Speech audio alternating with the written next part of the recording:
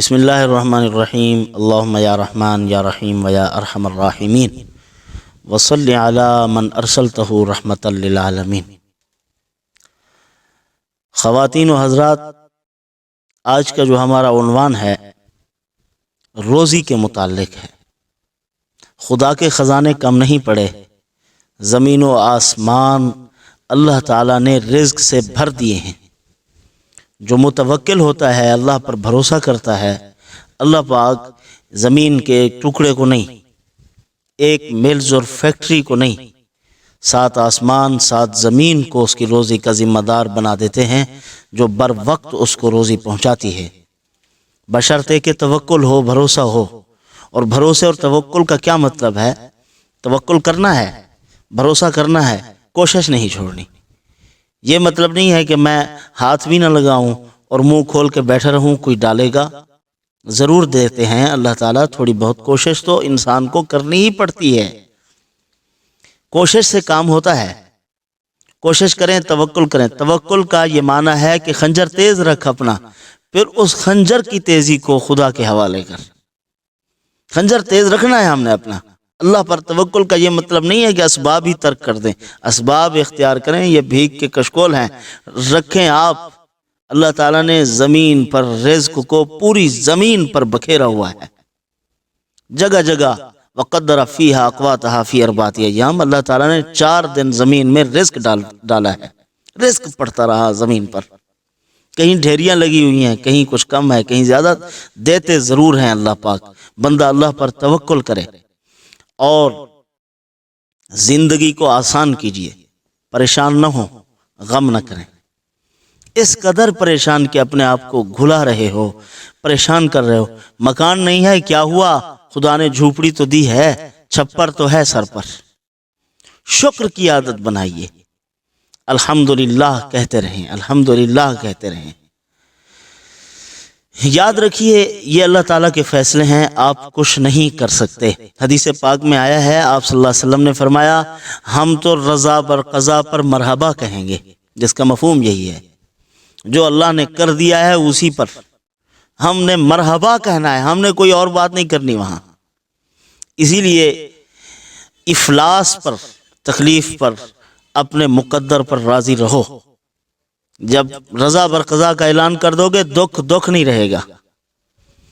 ایک بہت بڑے شاعر تھے، انہوں نے اپنی کتاب میں لکھا ہے کہ جب میری سر میں بالوں کے اندر سفیدی نے جھانکنا شروع کیا، یعنی غربت نے آنا شروع کیا، تو فوراً میں نے اس سفیدی کو کہہ دیا، مرحبا مرحبا، خوش آمدید، آئیے، ہم تیار بیٹھے ہوئے ہیں۔ اگر میرے روکنے سے اور ناپسند کرنے سے وہ سفیدی نہ جھانکتی، بڑھا پر رک جاتا، تو میں ضرور روکتا، لیکن جب اس نے آنا ہی ہے تو پھر میں کیوں روکتا رہوں اس کو؟ میں نے مرحبا کہہ دیا، آ گیا تو جی بسم اللہ، الحمدللہ، ہم خوش ہیں اس معاملے میں، اللہ کا فیصلہ ہے۔ ہم روک تو سکتے نہیں ہیں اس کو، روکیں تو کیا روک پائیں گے؟ وہ تو رک نہیں سکتا نا۔ اسی لیے بجائے اپنے آپ کو الجھنوں میں ڈالنے کے، خوش رکھیے، خوش رہیے اور دوسروں کو خوش کیجیے۔ یہ ہمارے معاشرتی فرائض ہیں کہ خود بھی خوش رہو اور دوسروں کو خوش رکھو۔ زیادہ ٹینشن اور مصیبت لینے کی ضرورت نہیں ہے۔ کوئی آدمی ایسا نہیں کائنات میں جس پر غم نہ آتے ہوں، تکلیفیں نہ آتی ہوں۔ ایک انگریز تھا، گورا، اس نے کتاب لکھی، اس کے اندر اس نے بڑا خوشگوار عنوان لکھا، بڑا زبردست عنوان تھا۔ اس نے کہا کہ یہ تصور پتہ نہیں کہاں سے آ گیا ہے کہ ایسے لوگ جو مسائل سے خالی ہوتے ہیں، اور ایسے لوگ جو بڑے عیاشی میں ہوتے ہیں اور مخمل پہ سونے والے ہوتے ہیں، ریشم کے کپڑے استعمال کرتے ہیں، اور سونے میں، سونے کی آوازوں میں اور ایسے زیورات میں جی رہے ہوتے ہیں، خوش ہوتے ہیں دنیا میں، وہ عظیم لوگ پیدا کرتے ہیں۔ یہ غلط ہے، فرمایا، ایسا ہے ہی نہیں۔ جس نے رونا ہے وہ ریشم کے بستر پر سو کے روئے گا، وہ عیاشیوں میں روئے گا، وہ فلک بوس عمارتوں میں بیٹھ کر روئے گا، وہ بادشاہ تخت شاہی پر بیٹھ کر روئے گا۔ رونا اس کے مقدر میں ہے۔ اور جس نے ہنسنا ہے، جس نے خوش رہنا ہے، جس نے یہ فیصلہ کر لیا ہے، طے کر لیا ہے کہ میں نے خوش رہنا ہے، اللہ تعالیٰ اس کو گھٹا ٹوپ اندھیروں میں اور غربت کے گڑھوں میں اللہ پاک اس کو ڈال کے بھی خوش رکھیں گے، کیونکہ اس کا تعلق قلب سے ہے اور دماغ سے ہے۔ اپنے دماغ کو یوں پختہ بناؤ کہ پتھر کی چٹان بن جاؤ، پھر ہلنا نہیں ہے۔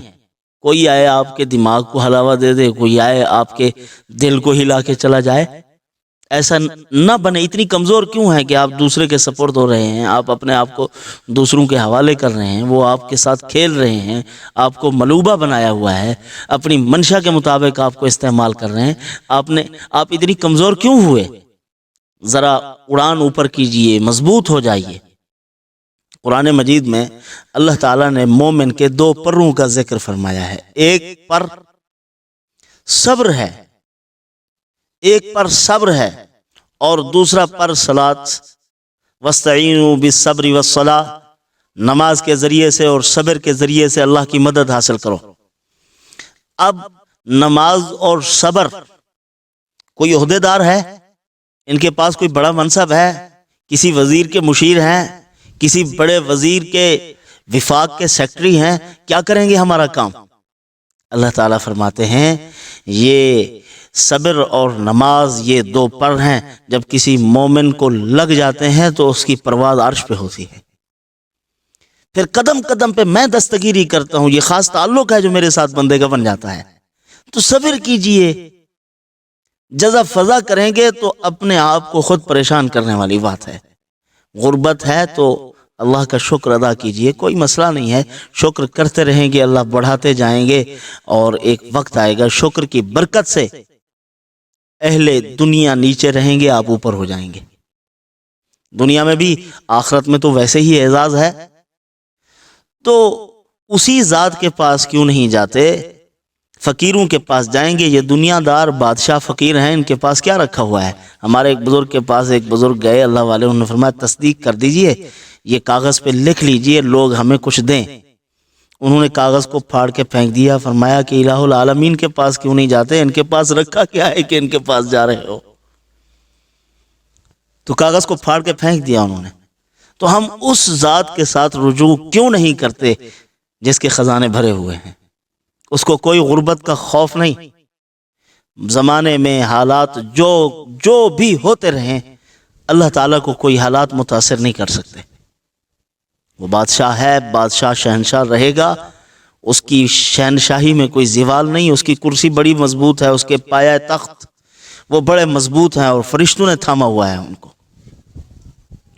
تو اللہ تعالیٰ کے ساتھ رابطہ کیجئے۔ اور میں آپ کو ایک عمل دینے لگا ہوں، یہ تو میں نے بس آپ کے جو ہمیں پریشانیاں ہوتی ہیں وہ ان کو دور کرنے کے لیے یہ گفتگو انتہائی لازمی ہے۔ انسان کمزور واقع ہوا ہے، ہر وقت ترغیب کا محتاج ہے، اس کو بتانا پڑتا ہے کہ یہ کیجئے، یہ نہ کیجئے۔ تو ایک عمل دینے لگا ہوں جو مؤثر ہے رزق کے متعلق، زبردست ہے۔ آپ صلی اللہ علیہ وسلم پر درود پاک بھی ہے، مسلمان مومنین کے لیے دعا بھی ہے۔